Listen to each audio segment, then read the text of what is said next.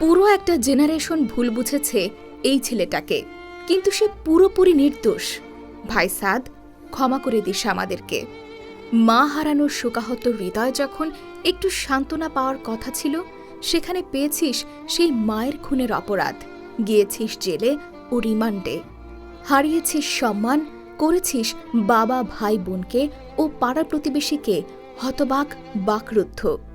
ছেলেটাকে প্রথমে ছিদ্র করা হয়েছে তার মাকে খুন করে, পরে আবার ছিদ্র করা হয়েছে তার মায়ের খুনের অপবাদ দিয়ে। অতঃপর তাকে একটি শ্রেণীর সমর্থকরা শুধুমাত্র জুলাই আন্দোলনে গিয়েছিল বলে ইচ্ছে মতো অমানুষের মতো ট্রোল করেছে, নিজেদের স্বার্থের জন্য ইচ্ছে মতো পোস্ট করেছে। 2 দিন আগে টাকা ও প্রেমজনিত কারণে মায়ের হত্যাকারী বলে গ্রেফতার করা হয়েছিল ছেলেটিকে। র্যাবের পক্ষ থেকে বলা হয়েছিল মায়ের হত্যাকারী এই সাদ। র্যাবের অত্যাচার ও বল প্রয়োগের কারণে নিজেকে খুনি বলতে বাধ্য করা হয়। কিন্তু আজ ঘটনা মোড় নিল অন্যদিকে। পুলিশের রিমান্ডে জানা যায় মায়ের হত্যাকারী ছেলে নয়, অন্য কেউ। এরপর পুলিশ তদন্তে বেরিয়ে আসে এক চাঞ্চল্যকর তথ্য। সাদের মায়ের হত্যার পেছনে দায়ী তাদের বাসার ভাড়াটিয়া মাবিয়া ও তার সহযোগী। মাবিয়া ওই বাসায় ভাড়া নিয়ে চালাতেন অনৈতিক কাজ, করতেন মাদক ব্যবসাও। এই বিষয়টি তার মা উম্মে সালমা জানার পর খুন করা হয় তাকে। বাংলাদেশ একটি আজব দেশ। র্যাবের দেয়া একটি ভুল তথ্যের ওপর ভিত্তি করে 2 দিন আগের ছেলেটাকে নিয়ে কতই না ট্রোল করা হলো, সমালোচনা করলাম আমরাও। আর যদি আসল তথ্য বের না হতো, তাহলে ভাবুন তো এই ছেলেটার জীবন কি হয়ে যেত।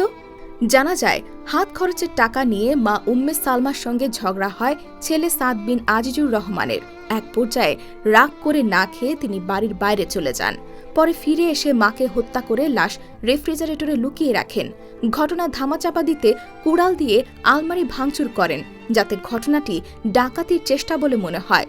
বগুড়ার দুপচাঁচিয়া সদরের জয়পুর পাড়া এলাকায় গৃহবধূ উম্মে সালমা হত্যাকাণ্ডের ঘটনায় তার ছোট ছেলে সাদকে গতকাল সোমবার রাতে কাহালু উপজেলার আড়োবাড়ি গ্রাম থেকে গ্রেফতার করে র্যাপিড অ্যাকশন ব্যাটালিয়ন র্যাব।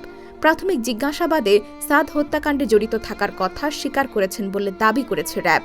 কিন্তু পুলিশ বলছে অন্য কিছু। নিহতের ছেলে নয়, বাড়ির ভাড়াটিয়াই এই হত্যাকাণ্ড ঘটিয়েছে। এ ঘটনায় 3 জনকে গ্রেফতার করা হয়েছে। শুক্রবার 15 নভেম্বর দুপুরে দুপচাঁচিয়া থানার পুলিশ জানায়, হত্যাকাণ্ডের সময় ওই বাসা থেকে খোয়া যাওয়া মোবাইল ও ওয়াইফাই রাউটারের সূত্র ধরে বাসার ভাড়াটিয়া মাবিয়া আক্তারকে গ্রেফতার করা হয়। জিজ্ঞাসাবাদে মাবিয়া স্বীকার করেন 4 মাস আগে উম্মে সালমার বাসা ভাড়া নিয়ে মাদক ও অনৈতিক কাজ চালিয়ে যাচ্ছিলেন তিনি। বিষয়টি টের পেয়ে বাসা ছাড়ার নির্দেশ দেন উম্মে সালমা। ভাড়া পাওনা টাকাসহ বিভিন্ন ইস্যুতে ক্ষুব্ধ হন মাবিয়া। এর জেরে 2 সহযোগী মুসলিম ও সুমন চন্দ্র সরকারকে নিয়ে হত্যার পর মরদেহ ফ্রিজে রেখে বেরিয়ে যান তারা। Collected news, voice of Moulvibazar.